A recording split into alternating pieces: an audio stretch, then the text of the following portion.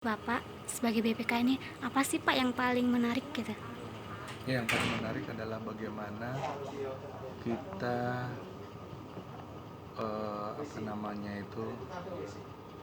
berjuang untuk membangun suasana pembelajaran. Karena apa? Karena selalu ada hal-hal yang baru di dalam proses audit. Ada peraturan yang baru, kemudian ada standar pelaporan yang baru. Kan teman-teman tahu bahwasanya sekarang ada yang disebut International Financial Reporting Standard ya. Akuntansi itu kan dalam satu dekade yang terbaru itu, satu dekade terakhir maksud saya, menjadi salah satu disiplin yang sangat dinamis, khususnya setelah kasus skandal Enron dan terbitnya Sarbanes-Oxley Act di Amerika Serikat. Nah, selain itu juga kita juga terus mengembangkan performance audit kita. Jadi akan selalu ada metode-metode yang baru seperti itu dalam upaya kita menggali data, kemudian membuat di kami itu ada istilahnya better management practices, hal-hal yang baru. Nah, suasana-suasana ini mengharuskan mereka yang bekerja di lembaga seperti BPK itu menjadi insan pembelajar, insan merespon hal-hal yang baru, peraturan yang baru, sistem yang baru seperti itu. Ini adalah hal-hal yang menurut pendapat saya paling berkesan. Jadi saya dalam sejarah saya bekerja di sektor publik dari tahun 1998 sampai dengan sekarang, bagian yang sangat berkesan untuk saya adalah disinilah kita harus tidak saja berusaha untuk menyelesaikan tugas yang begitu berat tiap tahunnya, tetapi juga harus terus belajar berakselerasi dengan perubahan terkait dengan apa yang kita lakukan ini. Oke, Pak, kalau peran keluarga ini Pak, bagaimana peran keluarga membangun karakter Bapak gitu? Untuk saya peran keluarga itu sangat vital. Saya pikir peran keluarga ini tidak hanya vital untuk saya, tetapi juga untuk semua orang. Saya mendapatkan dukungan penuh dari keluarga saya, baik dari orang tua saya, adik-adik saya, saudara orang tentu, terutama dari istri saya. Ya. Nah, anak saya memberikan dukungan dengan caranya, karena saya punya anak yang berkebutuhan khusus. Dengan demikian, waktu yang berkualitas untuk keluarga itu menjadi sesuatu yang sangat penting dalam rangka juga menjamin kualitas pelaksanaan pekerjaan kita. Jadi ada hal yang seimbang dalam kehidupan kita. Apa yang Bapak kangenin dari Palembang ini?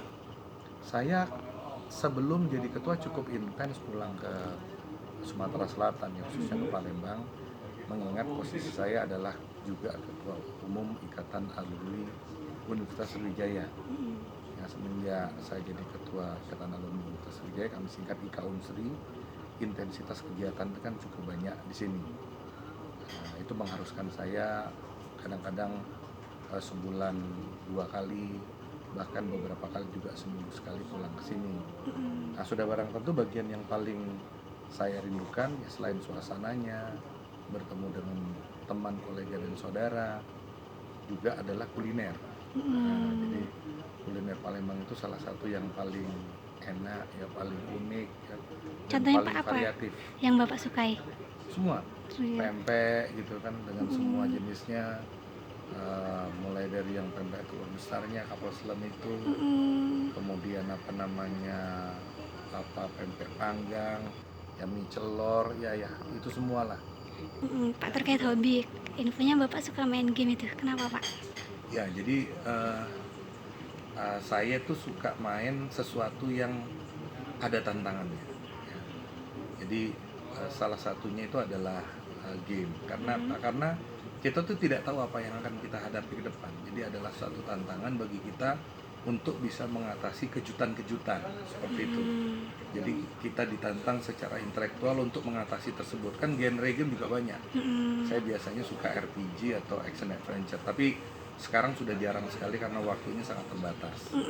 Namun demikian saya katakan kalau sekolah itu di masa remaja, masa pendidikan itu, masa pertumbuhan, mereka membutuhkan pendidikan dan juga bermain itu dengan porsi yang seimbang. Nah, jadi kalau mereka punya waktu yang memadai untuk katakan main game, sepanjang waktunya itu tidak menyita keseluruhan waktunya, itu bisa menstimulasi kemampuan mereka untuk menjadi lebih kreatif dan berpikir.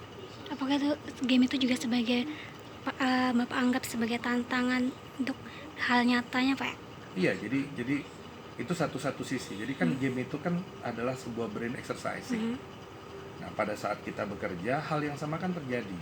Kita kan menghadapi kejutan-kejutan, menghadapi masalah-masalah yang tidak jarang masalah-masalah itu muncul tidak kita prediksi sebelumnya. Nah, jadi bermain game to some extent dalam titik tertentu itu merupakan bagian dari cara kita melatih bagaimana kita merespon hal-hal yang datang tanpa kita perkirakan sebelumnya. Lebih seperti itu. Pak, BPK ini kan salah satunya menyelamatkan keuangan negara. Apa peran BPK itu, Pak? Ya, jadi ini ceritanya sebenarnya panjang. BPK itu punya 3 tahapan peran ya. Ada yang disebut piramida kedewasaan pemeriksa eksternal utama atau the Mature of Supreme Audit Institutions Pyramid. Ya. Piramida itu terdiri 6 lapis tapi bisa dipisah menjadi 3 lapis saja. Lapis yang pertama itu adalah oversight. Oversight itu seperti sekarang, kita tuh menjadi pengawas, kita tuh melakukan pemeriksaan ya, post audit utamanya, dan di bagian yang paling dasar adalah bagaimana kita prevent fraud. Prevent fraud itu mencegah terjadinya tindakan-tindakan yang menyimpang terhadap ketentuan perundang-undangan. Dalam bahasa yang lebih gampang di Indonesia, walaupun tidak sama persis, adalah korupsi. Korupsi itu salah satu contoh fraud, gambarannya seperti itu. Bribery, corruption itu bagian dari fraud. Nah, itu bagian yang paling dasar. Yang kedua, di level besar kedua, itu adalah insight. Jadi kita tidak hanya sekedar melakukan pemeriksaan, atau kalau kami istilahkan dalam bahasa teman-teman akuntan, memotret kondisi keuangan satu entitas, tetapi juga memberikan pandangan tentang bagaimana entitas tersebut memperbaiki sistem yang ada di dalamnya. Jadi kita tidak kemudian hanya mengidentifikasi kesalahannya, tapi bagaimana kita melakukan perbaikan. Perbaikan yang dimaksud ini adalah perbaikan sistemik. Kalau pada bagian yang di awal, itu yang dilakukan adalah pemeriksaan atas laporan keuangan dan pemeriksaan dengan tujuan tertentu yang isinya adalah kepatuhan, titik-titik kepatuhan, maka pada lapis yang kedua, yang pada tingkat yang kita sebut insight, kita memperbanyak yang kita sebut dengan pemeriksaan kinerja. Kita ada di lapis itu sekarang, di lapis kedua. Nah, tetapi yang paling tinggi itu adalah foresight. Foresight ini adalah peran tertinggi satu lembaga pemeriksa eksternal di suatu negara. Yang mencapai level ini antara lain adalah Amerika Serikat melalui Government Accountability Office. Dia tidak hanya melakukan fungsi dan perannya sebagai oversight, sebagai pengawas, sebagai pemeriksa, kemudian memberikan insight bagaimana caranya membuat tata kelola lebih baik, simulasi terhadap apa yang akan dihadapi ke depan, dan kemudian menawarkan kepada pembuat kebijakan pilihan kebijakan publik apa yang sebaiknya diambil. Dan itu dilakukan melalui proses pemeriksaan, utamanya si pemeriksaan kinerja. Namun demikian perannya itu sudah melampaui dari SAI biasa. Terakhir, Kita sedang berusaha ke situ. Oke, terakhir pesan untuk anak-anak muda, Pak. Bapak kan termasuk putra daerah Sumsel, mungkin Anda bisa menginspirasi apa gitu, Pak? Kalau saya nggak banyak ya. Pertama, saya akan bicara dulu posisi saya sebagai diri saya. Saya menjadi seperti sekarang ini utamanya itu realistis. Jadi anak-anak muda sekarang itu penting untuk menjadi realistis. Realistis itu bukan pragmatis. Realistis itu artinya kita perlu menerima apa yang kita miliki pada saat ini. Dengan demikian kita tahu kira-kira ini adalah modal yang kita miliki untuk ke depan. Jadi pertama kali kita harus realistis. Kedua, kemudian kita selain kita berpikir realistis, kita juga harus punya tekad. Ya, tekad yang kuat ini, tekad itu melampaui kemampuan kita. Jadi ada stamina, ada teknik, ada fisik dan sebagainya. Tapi kalau tekad kita kuat, tekad kita ini akan melampaui semua itu. Kita harus memiliki tekad yang kuat untuk mencapai apa yang sudah kita harapkan bersama. Menurut pendapat saya, yang pertama kita harus realistis, kemudian kita juga punya tekad. Karena anak-anak sekarang, khususnya generasi milenial itu tidak memiliki yang kedua ini. Yang pertama mereka tuh cenderung untuk pragmatis, ya. Dia tidak lihat ini situasi ini thoroughly, ya, pokoknya apa yang diambil ambil saja seperti itu, pragmatis. Yang kemudian mereka itu cenderung untuk secara mental tuh rendah, mudah menyerah. Kami punya pengalaman di Badan Pemeriksa Keuangan itu anak-anak baru yang sebenarnya IQ-nya bagus, itu fail atau gagal di berbagai diklat yang kita selenggarakan.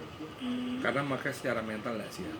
Itu barangkali perbedaan generasi saya. Generasi kami adalah generasi yang realistis, dan kemudian generasi kami adalah generasi yang percaya bahwa dengan tekad yang kuat, yang sangat kuat, kita bisa melampaui keterbatasan.